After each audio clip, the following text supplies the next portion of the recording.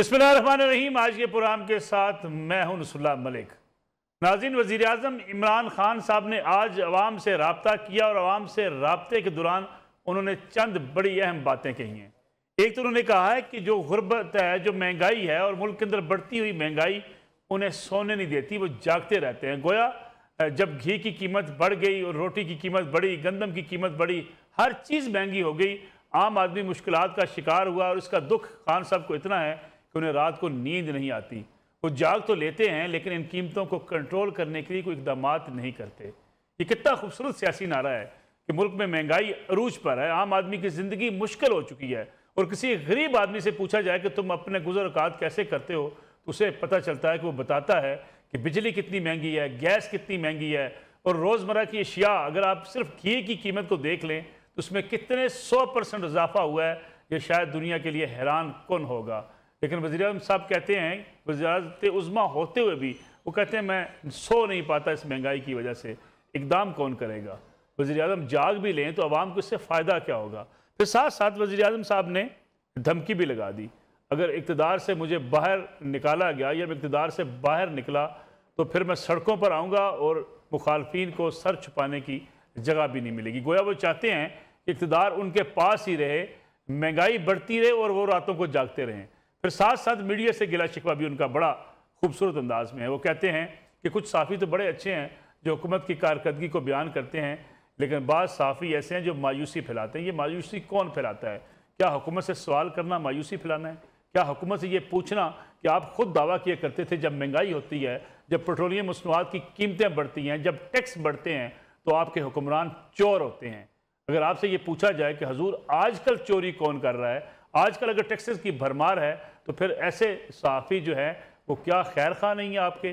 और आपको अगर रास्ता सही दिखाना चाहते हैं तो आप उनको ना हुकूमत के हमायती समझते हैं, ना आप उनको दुरुस्त साफ़ी समझते हैं, बल्कि आप उन्हें मायूसी फैलाने वाला कहते हैं। फिर इसके साथ साथ इमरान खान साहब एक बात बड़ी खूबसूरत कहते हैं कि ये हुकूमत नहीं बल्कि अगले 5 साल भी वो पूरे करेंगे। गोया ये कहना चाह रहे हैं कि अगर मुल्क के अंदर मैशत ख़राब भी हो, गवर्नेंस बेहतर ना भी हो, महंगाई बढ़ती भी रहे, बेरोज़गारी बढ़ती भी रहे, और जो मंशूर उन्होंने आवाम के सामने खुद रखा था, एक प्रोग्राम नहीं सैकड़ों प्रोग्राम्स किए जा सकते हैं उनके सिर्फ मंशूर के ऊपर, जो दावे इमरान खान साहब ने किए थे कि वो पूरे करेंगे, उसमें से दावे कितने पूरे हुए, क्या वो कुछ कर पाए, पूरी कौम जानती है। इसी का आज के प्रोग्राम में जायज़ा लेंगे कि वज़ीर आज़म आवाम से बातचीत तो करते हैं और फिर साथ साथ ये भी कहते हैं कि ये बातें पार्लियामेंट में करना चाहते हैं, लेकिन वहाँ अपोजिशन बोलने नहीं देती।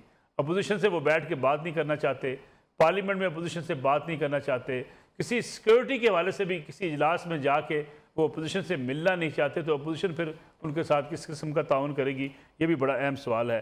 थोड़ा सा आपको सुनवा दें, वज़ीर आज़म साहब आज किस किस्म की धमकी लगा रहे थे कि अगर मुझे हुकूमत से बाहर मैं निकल आया तो मैं क्या करूँगा। ये सुनिएगा वज़ीर आज़म साहब ने आज हुकूमत से निकलने के बाद किस किस्म की धमकी दी है और किसको दी है। मैं आपको ज़रा खबरदार करना चाहता हूँ, अगर मैं गवर्नमेंट से बाहर निकल गया मैं आपके लिए ज़्यादा ख़तरनाक हूँ। अभी तक तो मैं चुप करके या ऑफिस में बैठा होता हूँ और तमाशे देख रहा होता हूँ। मैं अगर सड़कों पर निकलाया ना तो आपके लिए छुपने की जगह नहीं होगी।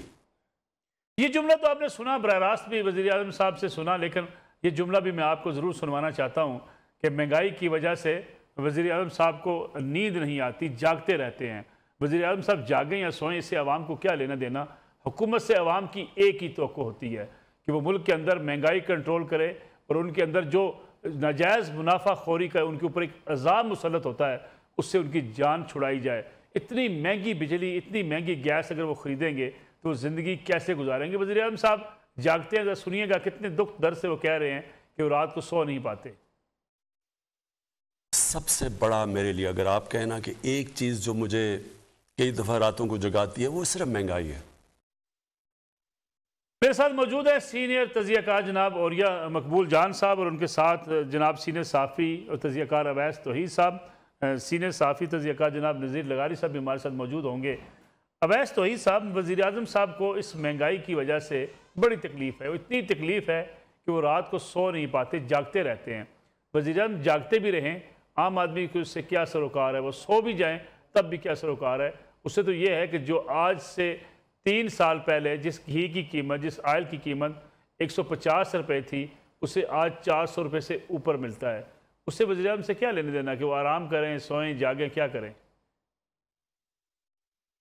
नसरत साहब शुक्रिया। आपने अपने जो तवील इब्तदा दिया है उसके अंदर सवालात के साथ काफ़ी सारे जवाब भी दिए हैं। तो अगर आज वज़ीर-ए-आज़म इमरान खान साहब की तकरीर को दूसरे जाविये से देखें, मुझे ऐसा लगता है कि तीन जो उनकी ऑडियंस के अंदर तीन लोग थे या तीन कैंप्स थे जिनको ये सुनाना चाह रहे थे। एक तो अपनी कॉन्स्टिट्यूंसी जहां पर इस तरह की कैफियत है, बहुत सारे जो वोटर्स थे उनके नए वो काफी मायूस नजर आ रहे थे, उनकी तरफ से एक पॉजिटिव वाइब्स नहीं आ रही थी इमरान खान साहब या उनकी तहरीक इंसाफ को। और जो मुल्क महंगाई के तूफान में घिरा हुआ है उसमें उन्होंने अपनी कॉन्स्टिट्यूंसी को ये बताया कि न सिर्फ इस टेन्योर में बल्कि अगले टेन्योर में भी वो रहेंगे। तो एक उनको कॉन्फिडेंस बिल्डिंग मेजर के तौर पे उन्होंने ये पैगाम दिया। दूसरी तरफ पीडीएम का जो इजलास हो रहा है 25 तारीख को, जिसके अंदर ये फैसला करना है हमारी बिखरी हुई, हमारी घबराई हुई अपोजिशन, कमजोर अपोजिशन के क्या करें, लॉन्ग मार्च करें पीपल्स पार्टी के साथ, इन हाउस तब्दीली की बात करें या वोट ऑफ नो कॉन्फिडेंस की तरफ जाएंगे, चेयरमैन सेनेट की तब्दीली की तरफ जाएं। उससे पहले उन्होंने एक सियासी वार किया है इमरान खान साहब ने कि उनको मुखातिब किया है और उनको फिर वही बयानिया दोहराया है कि जी वो चोर, डाकू, लुटेरे और उसकी क्या तफसीलात करें नसरत साहब। तीसरी जो इम्पोर्टेंट बात है जिसका आपने भी साउंड बाइट सुनवाई, वो मेरे ख्याल में एस्टैब्लिशमेंट की तरफ है और अपोजिशन की तरफ भी है। और एस्टैब्लिशमेंट की तरफ मुझे ऐसा लगता है कि जिस तरीके से खान साहब ने पैगाम दिया है उसी तरह नवाज शरीफ साहब ने, सिर्फ मुख्तसर सी मैं बात करूंगा, नवाज शरीफ साहब ने अपनी नाअहलियत के बाद कहा था कि मुझे क्यों निकाला, और खान साहब ने कहा है कि अगर मुझे निकाला तो फिर मैं सड़कों पर आऊंगा। और फिर एक तरह से उन्होंने वार्न किया है और ये एक कंसर्न मौजूद है कि इमरान खान साहब अगर अपने टेन्योर से पहले अगर इस सेटअप जो है उसमें तब्दीली आई तो इमरान खान साहब ने बताया कि मैं क्या करूंगा। तो जाहिर बात है कि एस्टैब्लिशमेंट को भी पता है कि खजाना खाली है, मुल्क जो है गिरवी रखा हुआ है, IMF की टफ कंडीशंस हैं और इस अफगानिस्तान का मसला है, अमेरिका और चीन के दरमियान तवाज़ुन किस तरह बरकरार रखें वो मसाइल अलग हैं। तो उस दौरान अगर एक सियासी अदम इस्तेहकाम होता है तो उसके अंदर खान साहब ने एक पैगाम दिया, मजीद इंस्टेबिलिटी होगी अगर वो निकले। तो बहुत ही मैं समझ रहा हूँ कि अहम सियासी मैं इसको वार कहूँगा, पैगाम कहूँगा, लेकिन मसाइल वही के वही हैं। तो इमरान खान साहब की हुकूमत की मुश्किलात जो हैं मुझे नहीं लगता कि वो हल हो जाएंगी। और ये मकबूल जान साहब, वज़ीर-ए-आज़म इमरान खान साहब की ये धमकी, ये उनको ख़बरदार करना कि अगर हुकूमत से निकला तो ज़्यादा ख़तरनाक हो जाऊँगा और मुखालफिन को सर छुपाने के लिए जगह भी नहीं मिलेगी। इमरान खान साहब पाकिस्तान की सियासी तारीख से वाकिफ़ नहीं है। ज़ुल्फ़िकार अली भुट्टो साहब निकले, फांसी लग गए, कुछ ना हुआ। मियाँ नवाज शरीफ साहब निकले, कहते रहे कि मुझे क्यों निकाला, GT रोड से आए, कुछ ना हुआ। क्या इमरान खान साहब इतने ताकतवर हो चुके हैं कि अगर वो इक़्तिदार से निकले तो फिर बहुत बड़ी तहरीक खड़ी कर देंगे? देखिए, जो बात कही है ना फैज़ तौहीद साहब ने, वो बहुत सही बात कही है। ज़ुल्फ़िकार अली भुट्टो जब निकला था ना तो इस मुल्क पर 2-3 अरब रुपए का कर्जा था। जिस वक्त बेनज़ीर हुकूमत पे आई है तो 17 अरब रुपए का कर्जा था और ये मुल्क मैनेजेबल था। लेकिन ये 34 साल जो गुजरे हैं ना, जिनमें से 7 साल आप परवेज़ मुशर्रफ के भी डाल लें, इसमें हम रुपये डॉलर और साहब 21 अरब डॉलर का कर्जा है। ठीक, 101 डाल दें ना, डाल दें, 7 वो भी डाल दें, 34 में 7 वो भी डाल दें, 17 में उसका भी कंट्रीब्यूशन डाल दें इसमें, उसमें डालें तो 121 अरब रुपए का कर्जा, उस हिसाब से डालते जाएं। अरब का कर्जा है बाहर का और 204 अरब रुपए का कर्जा है आपका अंदरूनी। इस वक्त इमरान खान बाहर निकले ना तो एक ऐसा क्यास पैदा होगा, उसको वो जानता है। आपने 4,764 अरब रुपए और ये सब सॉरी आपको इंटरप्ट कर रहा हूँ, मैं आपको एग्जैक्ट बता, मैं सर आपसे जानना ये चाह रहा हूँ कि इमरान खान साहब निकलेंगे, कितने लोग निकलेंगे? आपको याद होगा इस्लामाबाद का धरना चंद 100 लोग बैठे होते थे, मीडिया हाइप जरूर थी, लेकिन क्या इमरान खान साहब इस पोजीशन में है कि लाखों लोगों को लेके निकल सके? जब इमरान खान साहब डिबेटेबल नहीं थे, जब उनकी गवर्नेंस पूरी नहीं हुई थी, तब भी लोग तो लाखों नहीं निकले। नहीं, मैं वो बात ही नहीं कर रहा हूँ। इमरान खान के जाने के बाद मुल्क कौन चलाएगा, ये बहुत बड़ा इशू है। 4,764 अरब का रेवेन्यू इकट्ठा किया आपने, निकलेगा कोई नहीं। ये कौम निकलने वाली होती है तो बहुत कुछ हो जाता, ये कौम कुछ नहीं करती। 2,741 अरब रुपया आपने दे दिया एनएफसी अवार्ड में, 2023 पीछे बच गया अरब रुपया आपके पास, उसमें से 1480 अरब रुपया मजीद जमा हुआ आपका नॉन टैक्सेबल से, ये बन के 3,503 अरब आपके ने दे दिए। 2,749 कर्जे में 754 अरब रह गए, उसमें आपने चलानी है फौज, उसमें आपने चलानी है नेवी, उसमें आपने चलानी है एयरफोर्स, उसमें आपने चलाने 110 तकरीबन बाहर के सफारत खाने, उसमें आपने चलाना है जनाब सारे का सारा रेंजर्स, आपने कोस्ट गार्ड, उसके बाद आपने चलाना है 25-30 एयरपोर्ट, उसमें आपने चलानी है रेलवे। मैं फेडरल गवर्नमेंट की बात कर रहा हूँ सिर्फ और सिर्फ। ये चलाएगा कौन, उसको पता है कि मैं इस वक्त मैं गाली जो ले रहा हूँ, कोई गाली लेने नहीं, किसी का बाप नहीं चला सकता जिस सतह पे ये मुल्क आ चुका हुआ है। असल मसला ये है, और यही वो थ्रेट करता है, उसको पता है कि मैं थ्रेट कर रहा हूँ, मुझे पता है कि अब तो मैं गाली खा रहा हूँ। गाली आप क्या समझते हैं, इमरान खान के जाने के बाद कोई जर्नैल आगे बैठ जाएगा? तौबा तौबा, कोई नहीं आएगा। तो ये कौन आएगा इस वक्त इमरान खान के जाने के बाद, कौन समझ? और ये सब ये महंगाई से खान साहब को वाकई रात को नींद नहीं आती होगी, रात को सोते नहीं होंगे? ये तो उन्होंने ड्रामा मारा है ना। महंगाई कंट्रोल करना खालिसतन हुकूमत के हाथ में है। मैं बहैसियत एक एडमिनिस्ट्रेटिव ऑफिसर, छोटे से अफसर आपको बात कर रहा हूं कि महंगाई जो है ये आज आर्टिफिशियल है, मसनूई है। आप खेत के ऊपर जाके, आप अपना नुसरत साहब आप सरगोदे के रहने वाले हैं, आप खेत में मूली का भाव देख रहे हैं, फिर सरगोदे की मार्केट में देख लें, फिर लाहौर की मार्केट में देख लें। अगर ये 5 गुना का ना फर्क हो, मेरा गिरबान पकड़ लीजिए, इतना ही फर्क है।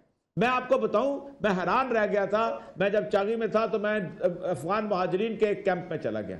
वहां गोश्त जो था वो कोयटा से सस्ता था, वो जो माल्टे किन्नू सरगोदा से लाते थे वहां सस्ते बेचते थे। मैंने कहा तुम करते कहते हो? कहता हम तो मुनाफा नहीं ज्यादा लेते, वहां से मंगवाते हैं, सीधे सीधा ले लेते हैं। और ये सब ये चीजें खान साहब नहीं जानते हैं, ये चीजें सारी खान साहब के इल्म में नहीं है कि वो कह रहे हैं कि मैं तो महंगाई की वजह से रात को सो नहीं पाता हूं, इतना दुखी होता हूं। नहीं, उनको वो इसीलिए नहीं है तो सुबह सवेरे नींद आती है ना उनको, जब वो मीटिंग में बैठते हैं। अगर रात को सो जाए करें तो सुबह उनको पता होगा कौन सा ब्यूरोक्रेट उनको धोखा दे रहा है, कौन सा ब्यूरोक्रेट उनको ये कर रहा है। आप वो शेख रशीद जैसा बंदा कहता है कि मैं कीमतें लेके गया हूं और सारे झूठ बोल रहे थे। जब मुल्क में वज़ीर खजाना इमरान खान की कैबिनेट में झूठ बोल रहा हो कीमतों के बारे में, वहां क्या हो सकता है? मसला सारा यह है कि खान साहब ने कभी जिंदगी के अंदर आटा दाल भाव देखा हो तो तब है ना, कभी जाके चीजें खरीदी हो तो तब है ना। ठीक, असल मतलब ये है कि उनको देखे अब तक होना ही चाहिए था। एमरजेंसी लगवाए ना प्रेसिडेंट से क्या क्या इमरजेंसी, और इमरजेंसी करके कहें कि डिप्टी कमिश्नर जो है वो उनको हम मजिस्ट्रेरियल इख्तियारात देते हैं, साथ साथ उनका प्राइस कंट्रोल मजिस्ट्रेट लगाएं। और आप एक मिनट के अंदर महंगाई कंट्रोल होती है, कोई करना नहीं चाहता। खान साहब को अगर वाकई नीयत ठीक हो तो ये नींद आने की जरूरत नहीं है, नींद बल्कि सोएं आराम से, सुबह काम करें, कहें मैंने काम कर दिया है, सुकून की नींद सोएं। नज़ीर लगारी साहब, अगर महंगाई की बात करें तो वज़ीर आज़म साहब तो फरमाते हैं कि मुझे रात को नींद नहीं आती, रात को सोता नहीं हूँ इस महंगाई की वजह से। ये बयान आवाम के ज़ख्मों पर मरहम रखने के लिए काफ़ी है कि जो महंगाई की चक्की में पिस रहे हैं? अच्छा, ये जो रात भर सोने वाले होते हैं वो इस तरह से होते हैं, उनका अंदाज ये होता है, उनका कर्रोफर ये होता है, उनका तमतराक ये होता है, वो अपोजिशन के बारे में ये लहजा अख्तियार करते हैं, वो मीडिया के बारे में ये लहजा अख्तियार करते हैं, वो उनके अंदर जो रौनक भरी हुई है वो इस तरह की होती है जो रात भर लोगों के दुखों में जागते हैं। ये वो चीज़ें कुछ इनके लिए बारे में आ जाती हैं, उनका ये हवाला बना लेते हैं और लोगों में घुमाना शुरू कर देते हैं। इनको पता है कि जो उनका महबूब रिसाला है उसने ये भी लिखा है कि दुनिया के 3 सबसे ज्यादा महंगाई का शिकार ममालिक में पाकिस्तान भी है और दुनिया का 3रा बड़ा महंगा मुल्क है। तो ये आज भी कहते हैं कि हम दुनिया का सबसे सस्ता, दुनिया भर में सबसे सस्ता मुल्क हम हैं। यार, दुनिया को हम सच्चा कहें या आपको सच्चा कहें? हम किसको कहें कि कौन झूठ बोल रहा है? कि दुनिया की मईशत पर नजर रखें, जिनकी नब्ज पर हाथ है जिन लोगों का और जिन कुव्वतों का जो सिस्टम चला रहे हैं, इंटरनेशनल इकोनॉमिक सिस्टम चलाने वाले, इंटरनेशनल मॉनेटरी सिस्टम वाले चलाने वाले कह रहे हैं कि आप दुनिया का तीसरा महंगा मुल्क हैं, और आप लोगों को ये भाषण देते हैं कि हम दुनिया का अब तक का सस्ता तरीन मुल्क हैं। आप अपनी महंगाई का मुकाबला अमेरिका और बरतानिया और जो है वो दूसरे मुल्कों से, इस तरह के मुल्कों से करते हैं, और अपनी जो है वेजेस का मुकाबला आप सोमालिया के साथ करते हैं। आप जो है अपनी वेजेस का मुकाबला अफगानिस्तान और नेपाल के साथ करते हैं। वो भी हमसे बेहतर जा रहे हैं। यानी कि इस साउथ एशिया में 2-3 ममालिक पाकिस्तान से आगे चले गए हैं। इंडिया पीछे था, हमें मालूम है, हम सहाबत की जिंदगी में थे जब इंडिया हमसे बहुत पीछे था, बांग्लादेश हमसे बहुत पीछे था। और अब ये सूरत हाल है कि बांग्लादेश के 1 टके को हासिल करने के लिए एक ज़माने में आपको 60s में डॉलर 2-2.5 रुपए का मिलता था, 3 रुपए का मिलता था। अब वो टका आपको मिलता है, जहाँ आप टके की भी औकात नहीं करेगी। कमर्शियल ब्रेक प्रोग्राम में शामिल कर लें, वापस आते हैं।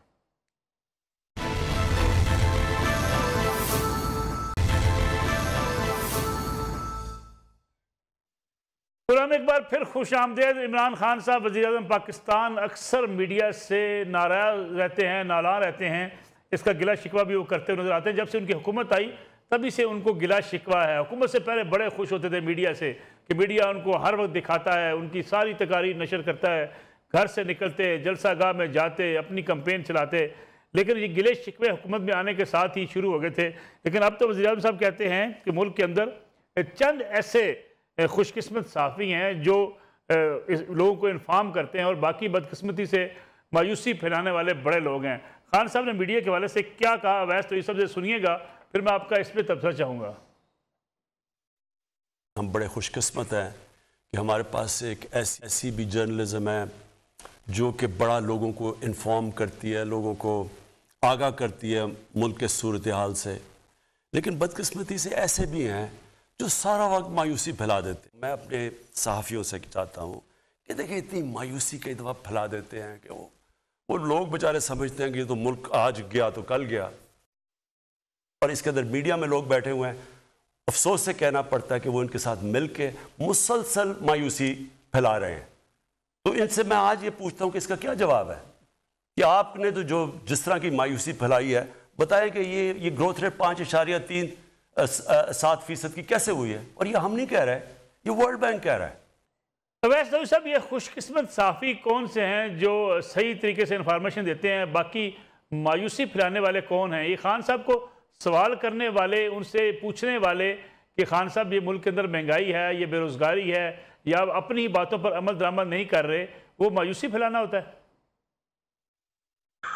मिस्टर साहब, बदकिस्मती से ये बदलता हुआ जो चेहरा है और बदलता हुआ रवैया है वो हमने खुद देखा है, माशरे के अंदर भी, मीडिया के अंदर भी, और इख्तिदार में जो लोग रहते हैं उनके रवैयों में भी।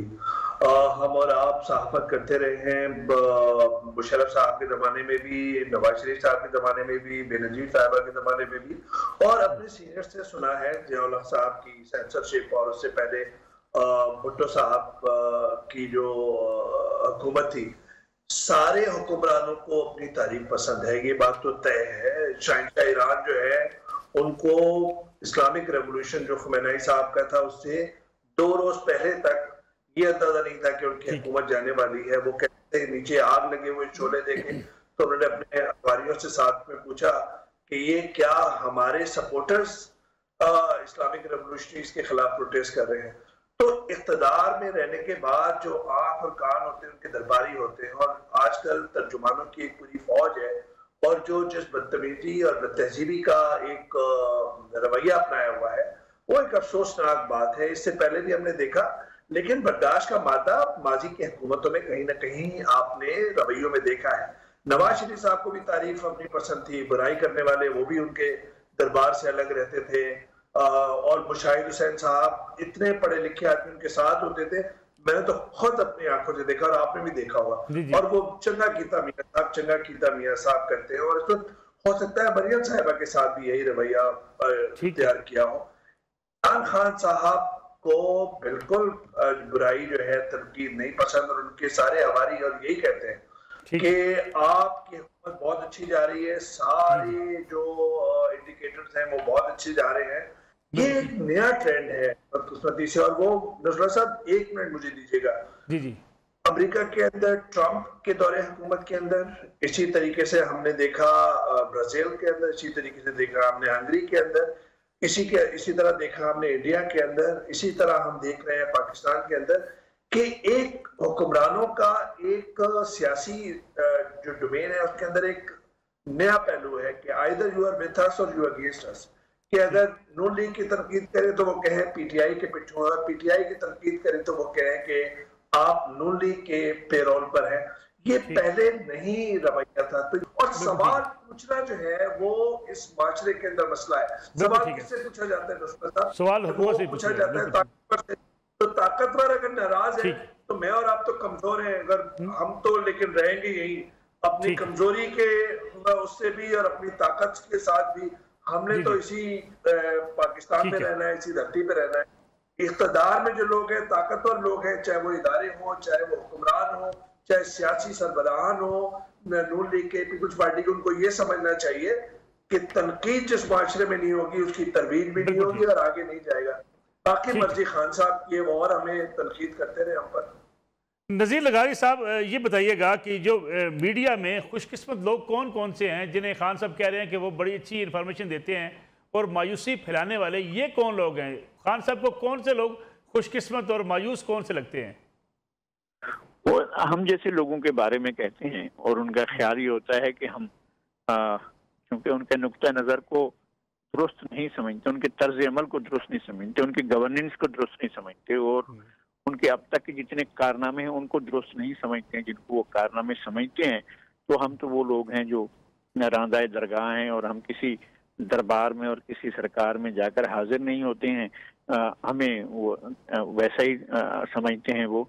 और बहुत से लोग ऐसे हैं कि गालियां खा के भी बेमजा ना हुआ, ऐसे भी मौजूद हैं जिनको गालियां पड़ती हैं और फिर उसके बाद जाकर सीने से लगाते हैं उनको, और उनके साथ बहुत मोहब्बत होती है उनकी। वो खास माइंड सेट है, और ये माइंड सेट जो है वो पाकिस्तान की सियासत में, जैसे अवैस तौहीद साहब कह रहे थे कि एक नया माइंड सेट यहाँ पर इंट्रोड्यूस हुआ है, जिसके अंदर एक जाहिलाना अथॉरिटेरियनिज्म है और जाहिलाना खुदनुमाई है और जाहिलाना करोफर है। और वो जितने लोग भी इस तरह के वो एक बेहतरीन किस्म का एक चीज़ तैयार करते हैं, कुश्ता तैयार करते हैं, और उनको वो सुझा देते हैं कि जनाब आप तो बस कायदे आज़म के बाद तो आप ही हैं। और वो बेचारे अगर कुछ होते, मैं कहता हूँ कि अगर कुछ होते तो कमाल हो जाता। वो उनको कोई ताल्लुक नहीं है कि एक पढ़ा लिखा होना चाहिए, एक को उसको अपडेटेड होना चाहिए, उसको जदीद अहद का मालूम होना चाहिए, जदीद अहद के तकाज़ों का इल्म होना चाहिए, और उसको सियासत का इल्म होना चाहिए, उसको तारीख का इल्म होना चाहिए, उसको तारीख का वजदान होना चाहिए।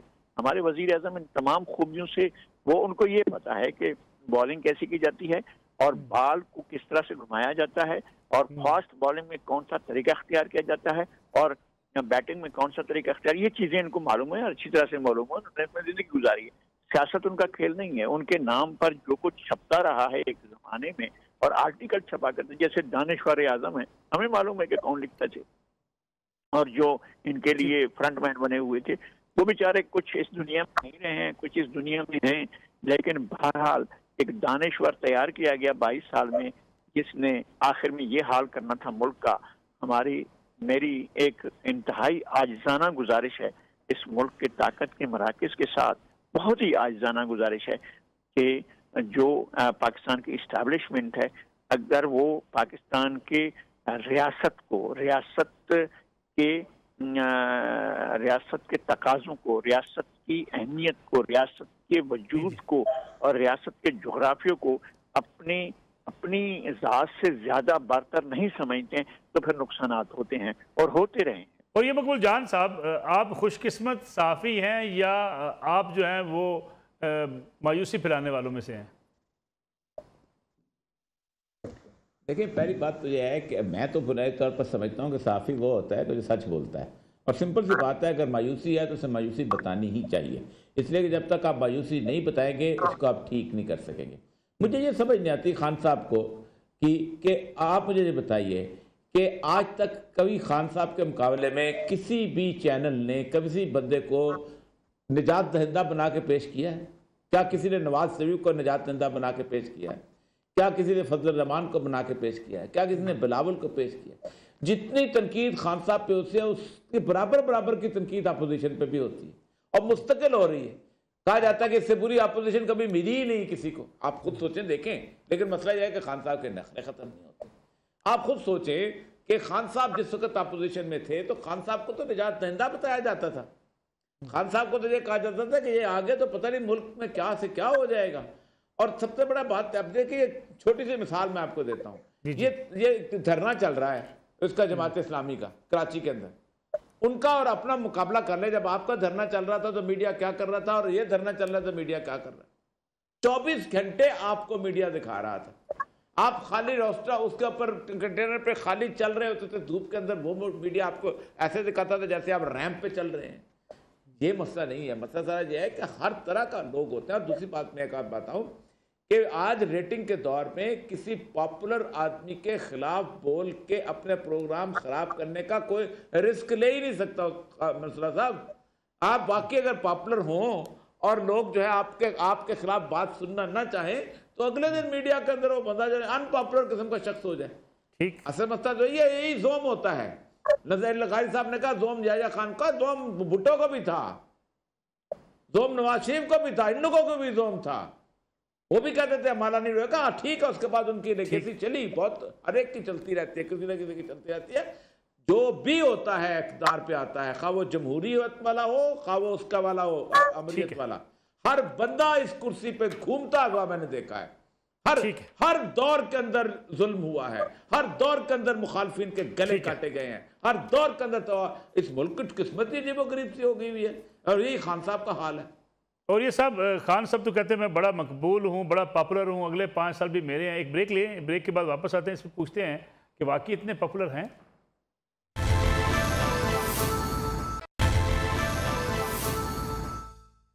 प्रोग्राम में एक बार फिर खुशामदीद बहस। तो ये सब बड़ा मुख्तसर वक्त बचा है प्रोग्राम के लिए। मैं आपसे बड़ा शॉर्ट कमेंट चाहूँगा। जो खान साहब कह रहे हैं कि ये हुकूमत भी मुद्दत पूरी करेगी, अगले 5 साल भी मेरे ही हैं इस वक्त। और ये मकबूल जान साहब कहते हैं कि अगर वो इतने ही पॉपुलर होते तो लोग उनके खिलाफ बात करके अपने जो जर्नलिस्ट हैं, जो एंकर्स हैं, वो क्यों ऐसा अपने खिलाफ लोगों को करते? नहीं, ये तो खैर बड़ी लंबी बहस है और हमने बिगाड़ देखा है। खुद चैनल्स की सरबराही की है, आपने सरबराही की है। ये तो एक लंबी बहस है। और मुशर्रफ साहब के आउस्टर के बाद जो मीडिया का बिगाड़ हुआ है और जो स्टेट रन मीडिया है उसके अंदर आपकी जो सारी लाइफलाइन है वो आती है रियासती इदारे, गवर्नमेंट के इदारे या कॉर्पोरेट सेक्टर से। तो वो जो फाइनेंशियल सप्लाई लाइन है उस पर हुक्मरान अगर पैर रख दे तो आपका दम घुटता नजर आएगा और एक कंट्रोल आपको मीडिया नजर आ रहा है। इसी वजह से जो खासतौर पर इलेक्ट्रॉनिक मीडिया है, देखिए 70 की दिहाई 80 की दिहाई जब लोग लाखों की तादाद में निकलते थे, हमने भी बचपन में वो जलसे देखे हैं। वो अब वो जमाना नहीं है और पूरी दुनिया में ऐसा जमाना नहीं है एक तरह से बाय एंड लार्ज, क्योंकि सोशल मीडिया का जमाना है, डिजिटल वर्ल्ड का जमाना है। कितने लोग निकलेंगे और क्या होगा? सोशल मीडिया पे लोग कहते हैं बस फेसबुक पे देख लिया, सोशल मीडिया पे देख लिया, दैट्स मोर देन इनफ। बात यह है कि पाकिस्तान के अवाम से, रियासत का, हुक्मरानों का, चाहे माजी की हुकूमतें हों या इस वक्त की हुकूमत हो, उसका राब्ता क्या है, उसका एतमाद की कॉर्ड कहाँ पर है? अगर डील करने के लिए ये एस्टेब्लिशमेंट के बजाय अवाम से डील करें तो बहुत बेहतरी आए इस मुल्क के अंदर, रियासत के अंदर। असल तस्वीर तो बताएं आपने करना क्या है। आपके कॉल दूसरे हैं, फेल दूसरे हैं। आप चाइना के साथ जा रहे हैं, आप अमेरिका के साथ जा रहे हैं, आप अफगानिस्तान के साथ क्या ताल्लुकात रख रहे हैं, आप IMF की शराइत क्या रख रहे हैं, किससे प्रोटेस्ट करवा रहे हैं, किससे हिमायत करवा रहे हैं। अगले 5 साल भी खान साहब के हैं। मुझे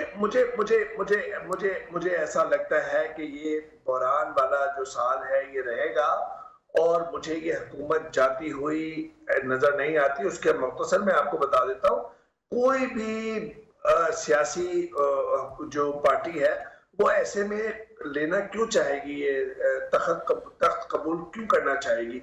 बहुत सारे मसाइल हैं और अभी मसाइल और आएंगे। बजट का मसला होगा, उसके बाद सरबराही का, जो चीफ की सरबराही का, आर्मी की चीफ की सरबराही का मसला होगा, वो मीडिया की जीनत बनेगा। वो फिर मुशीरान वज़रा और दूसरे सियासी रहनुमा उस पर बयानबाजी करेंगे, वो एक इशू बनेगा। उसके बाद जो है आप देखेंगे काजी फायद ईसा साहब नेक्स्ट चीफ है, उसके बाद अगले फिर लिस्टें बनेंगी, इलेक्टोरल लिस्ट बनेंगी। तो ये फिर इलेक्शन का साल होएगा। मुझे ऐसा लगता है कि ये इनडिसाइसिव जो अपोजिशन जमाते हैं वो इस वक्त बहुत ज्यादा जिटरी हैं, घबराई हुई हैं कि कहां से सिग्नल आएगा, मुस्बत होगा नहीं होगा, न्यूट्रल होगा नहीं होगा। तो बहुत कुछ इंतजार के अंदर ही वक्त गुजरता जाएगा। मुझे ऐसा लगता है कि खान साहब के लिए भी बड़ा क्रूशल ये टाइम है, क्योंकि उन्हें अगले इंतखाब के अंदर ये 1.5 साल के अंदर ऐसा बयानिया बनाना पड़ेगा जिससे वो अवाम का एतमाद जीत सके या वोट जीत सके। और इसी तरीके से अपोजिशन जमातें अगर अभी हुकूमत को गिरा देती हैं फॉर एग्जाम्पल मफरूजे की बुनियाद पे, तो फिर वो अगले साल क्या बयानिया लेके जाएंगे? मसाइल तो हल नहीं कर पाएंगे। मसाइल बहुत गंभीर है, आपका खजाना खाली है, आपकी झोली में पैसे नहीं है और उसके लिए आपको अपने आप को गिरवी रखना पड़ रहा है। तो जब तक आप ये हकीकत अवाम के सामने नहीं रखेंगे, स्ट्रक्चर चेंजेस नहीं करेंगे, इंडस्ट्रियलाइजेशन नहीं करेंगे, इकोनॉमी को बेहतर नहीं करेंगे, तो खुद मुख्तार खारजा पॉलिसी भी बनाने में आप कामयाब नहीं हो सकते। तो ये जियो स्ट्रेटेजिक, जियो पॉलिटिक्स से जियो इकोनॉमिक्स का सफर जो है वो कांटों का सफर, बहुत मुश्किल सफर है सियासत के लिए, हम सब के लिए। नज़ीर लगारी साहब, ये जो धमकी लगाई वज़ीर आज़म ने आज कि जी अगर मैं गवर्नमेंट से बाहर निकल आया तो आपके लिए, अपोजिशन के लिए ज़्यादा ख़तरनाक हो जाऊंगा, उन्हें सड़कों पर मैं निकला तो अपोजिशन को छुपने की जगह नहीं मिलेगी। ये खुशगुमानियाँ होती हैं लोगों को, वो सोचते हैं। याह्या खान का ये ख्याल था कि मैं इतना मकबूल हूँ कि मेरी मकबूलियत का कोई पैमाना ही नहीं है, और जो आज पास बैठे होते हैं वो उनको बताते हैं सर आप जैसा मकबूल तो कोई है ही। ये जो भाड़े के तालियां बजाने वाले मिलते हैं, इनका ख्याल ये होता है कि यही अवाम है। वो अवाम नहीं होते हैं। अवाम वो हैं जो पिस रहे हैं, जो कुचले जा रहे हैं, और जिनके सांस जो है जिस नाली से आ रही वो सांस सुकड़ती जा रही। अवाम वो हैं कि जिनको आटा नहीं मिलता है, जिनको घी नहीं मिलता है, वो हैं जिनके बच्चों के लिए दूध नहीं है, और वो दूध इतना महंगा हो गया है कि उनकी रसाई में नहीं है। और ये अपने आप को समझ रहे हैं कि मैं तो अवाम निकलूंगा तो अवाम, वो तो मुझे हैरत होती है। ये इतनी मकबूलियत का दावा तो वो करते हैं जो अपने वक्त में कभी उनकी तस्वीरें डाली गई थी कुछ लोगों के गले में, कुछ चीज़ों के गले में, और वो समझ रहे थे कि हम मकबूल हैं। मकबूलियत का दावा था ज़ियाउल हक को, मकबूलियत का दावा था 2 मुट्ठियां ऊपर बुलंद करके हवा में लहराने वाले को, और मकबूलियत का दावा था याह्या खान को, मकबूलियत का दावा था फील्ड मार्शल को, जो बहुत बड़ा अपने आप को समझता था कि मैं बहुत करो फरवरात। लेकिन वो मालूम हुआ कि खाक भी नहीं थे, कोई उनका दिन भी नहीं मनाता है, कोई उनको याद भी नहीं करता है, कोई याद नहीं। इस दौर में आ गए हैं, इनका इक़्तिदार तो यूं भी अपनी ही इस्टेब्लिशमेंट का तो 3 साल भी नहीं चलने देना चाहिए। अब इनकी मर्जी है, चाहे वो कितना, और पाकिस्तान के वजूद, रियासत के वजूद, रियासत के जोग्राफिया के तकद्दुस की कीमत पर अगर आप इनको चलाना चाहते हैं मजीद चलाएं। फिर उसके बाद कोई अगर तकद्दुस न रहे, अगर खुदा ना खास्ता रियासत कैसे होती है, रियासत को तो इस तरह की जो शदीद किस्म की खुद पसंदी और अनान थी, उसने तो रियासत को तबाह किया है। और ये मकबूल जान साहब, अगले 5 साल भी खान साहब के, ये खुशफहमी है खान साहब को? देखिए, मैं बात उनकी है कि अगला 5 साल नहीं, ये साल बहुत इंपॉर्टेंट है। आपने अगले मार्च के बाद ये तय करना है कि आपने खाना कहाँ से है। और दूसरी बात यह है कि इस वक्त पाकिस्तान जिस तरह की सूरत हाल पर पहुँच चुका हुआ है, आज दुनिया के अखबार ये कह रहे हैं कि रात को जो PLA थी, जो उसकी थी, उन्होंने वहाँ पर अरुणाचल प्रदेश के अंदर वो बेसिक बुनियादी सरहद का 12 मील का इलाका कब्जा कर लिया हुआ है, और चाइना जो है अपने फुल उस बूम पे है और समझता है कि पाकिस्तान कोई फैसला करे जल्द से जल्द। उधर से अमेरिका समझता है कि हमने फैसला करवाना है किसी और तरफ एक सिमत का, हमने मार्च अप्रैल के अंदर अंदर ये फैसला कर लेना है, वरना आपको कर्जों के चक्कर में या तो आप डिफॉल्ट हो जाएंगे, या दुनिया आप पे चढ़ दौड़ेगी, या आपका न्यूक्लियर प्रोग्राम जो है वो एट स्टेक आ जाएगा। खान साहब की इस वक्त डिसीजन मेकिंग के अंदर सिर्फ एक सिंबॉलिक हैसियत रह गई हुई है क्या बदला जाएगा क्या नहीं बदला जाएगा, ये सारे गेम्स ये उस वक्त होंगे जब आप पर कुछ खाने को कुछ होगा। ये इलेक्शन, मेंबरी, सुप्रीम कोर्ट, दूसरी चीजें, ये फौज, ये DHQ, ये कुछ भी नहीं है। मैंने आपको बताया ना 754 अरब रुपया है आपके पास टोटल इस वक्त, और अगले साल ये 600 के से भी कम रह जाएगा। लेकिन क्या करेंगे आप? फिर ये खुशफहमी लगती है आपको, खुशफहमी लगती है इमरान खान साहब को कि वो अगली हुकूमत भी उन्हीं की होगी? बहुत बड़ी खुशफहमी, बहुत बड़ी। इमरान खान साहब बुनियादी तौर पर खुशफहम है असल में। अगर जब जवान होते तो समझते कि हर साल मैं वर्ल्ड कप जीतूंगा। और ये मकबूल जान साहब, नज़ीर लगारी साहब, अवैस तोही साहब, आप तीनों मेहमानों का बहुत शुक्रिया। नाज़रीन, ये आज का पूरा, अगले आइंदा जुमे रात 10:05 पर आपसे दोबारा मुलाकात होगी। इजाज़त दीजिए, अल्लाह हाफ़िज़।